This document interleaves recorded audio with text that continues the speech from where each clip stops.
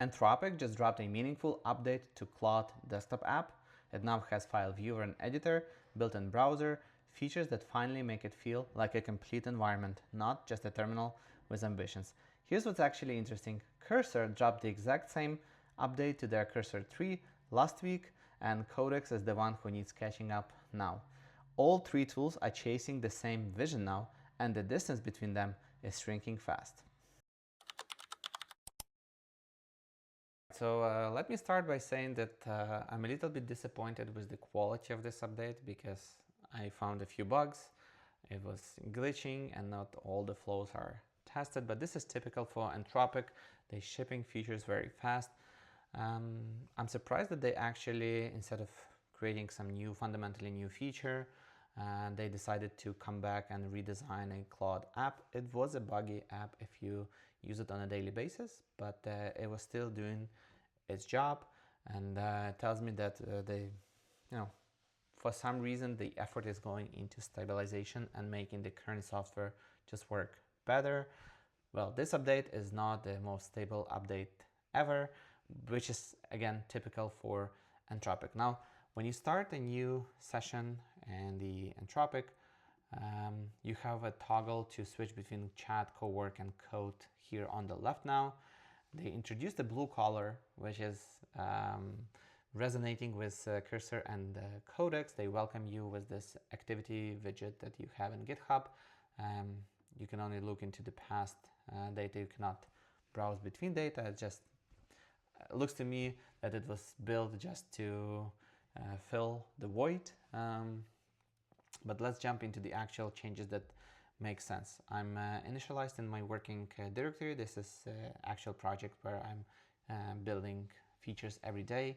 So I want to tell it to create a README file describing the architecture.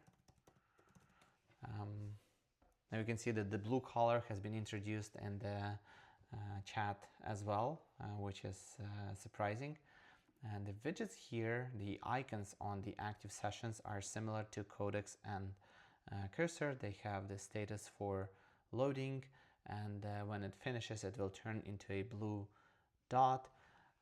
I want to go into the file editor and browser first. You can see that it now supports your current Git repository, and it tells your current changelog. It can switch between branches or tell you what branch you're on, create a PR.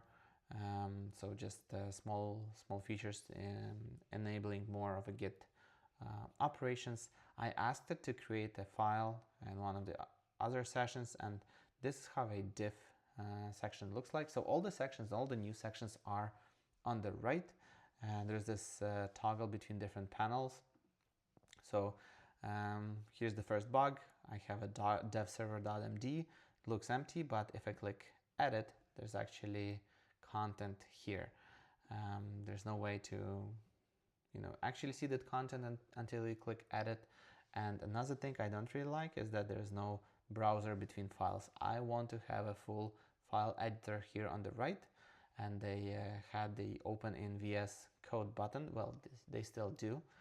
There's this button to open in your IDE. I have VS Code and Cursor, or just show in Finder, but I think this is the first baby step towards proper file browser and editor, something that Cursor, for example, does much better in their latest update, something that Codex doesn't have at all. The diff, there's another view here, which is a diff view, and diff and file view is not the same. It looks like they use the same features here, or the same oh, now finally it works. You see, it looks like they use the same. No, it doesn't again. And they use the same renderer here, but I cannot edit my staged changes. I can place a comment, but I'm not sure where this comment will go. So raw features, unpolished features, typical for Anthropic. Now, the last feature I want to show you is, not the last, one of the next features is previews. So on the new project, when you have just opened your Claude Code, it will tell you to set up preview environments. And these are not some cloud environments or virtual environments. These are just set of configuration for your project. It told me to do so here when I told it to run a dev server, and it created this .claude.launch.json that helps Claude understand how to start your dev server. So now from every session you can toggle a preview mode. And another a little buggy feature, you have these sessions here. You cannot edit your config. You need to edit it in the VS Code, but you can stop your servers and you can start your servers. And at the bottom you see a server logs, which is nice. When your server starts, actually it already did, you'll be able to navigate to your localhost 3000 or another port. This feature is nice for like a small one-pagers, but it's not very suitable for a proper development environments. Most apps are behind an SSO, behind a Google sign-in, for example, and it won't allow you to sign in with Google here because it only allows you to navigate to localhost endpoints. It's still thinking. I'll probably just restart it, but as I start it and I click sign in with Google, it won't go anywhere. So it still doesn't beat my typical workflow where I use Chrome. Similar thing for Cursor. They have a built-in browser that allows you to go into other internet resources, but doesn't share your session with your Google instance, which is inconvenient because when you're starting a fresh, clean incognito browser with Google, you have to enter your login password, your MFA link in your browser to your account, and then this browser gets destroyed at the end of the session. So it's not very convenient. It's still trying to load, which is typical for Claude. It did work when I was starting to record this video. Now it doesn't, but yeah.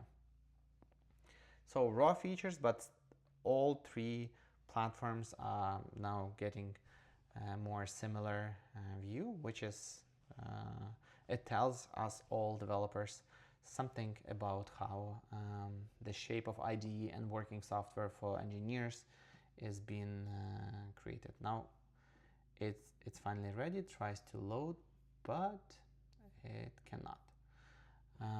Either way, I don't find this preview feature very convenient or very relevant at this point, but over the time I'm sure they can make it better.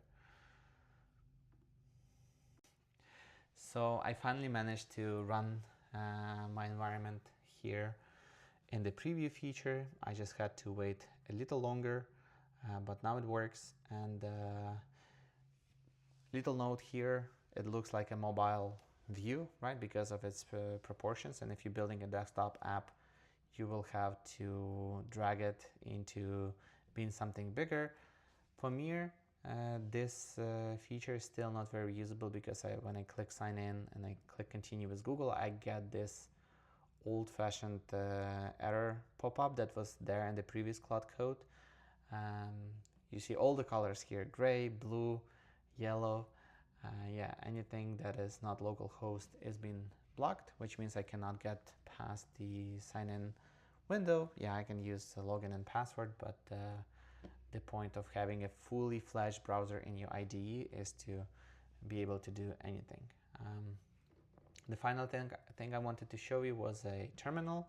So Claude Code actually had a terminal. There was a way to open the terminal by dragging your window from bottom to up. I found it undocumented. It's probably somewhere there. I never really read all of Claude's documentation, but it was possible to actually open the terminal and run commands. So now finally they have it here on the right, and you can write commands and execute anything. I don't think that they share the output. Can you see my terminal output? I don't think they shared, but yeah, they don't. Only things through a preview MCP.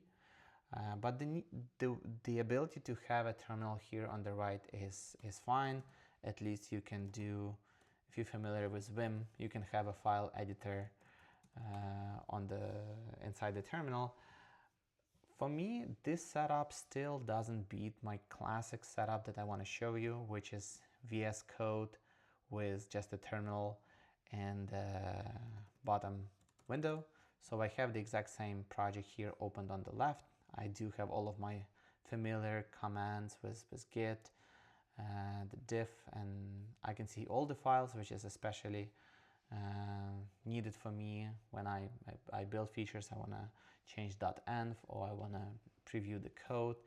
I'm still not ready to switch to a full agentic view where I don't touch the code, I don't even see it. And for me, this experience where I have Claude and the terminal still beats it. You know, if I want to run terminal command inside Claude, I just use exclamation mark.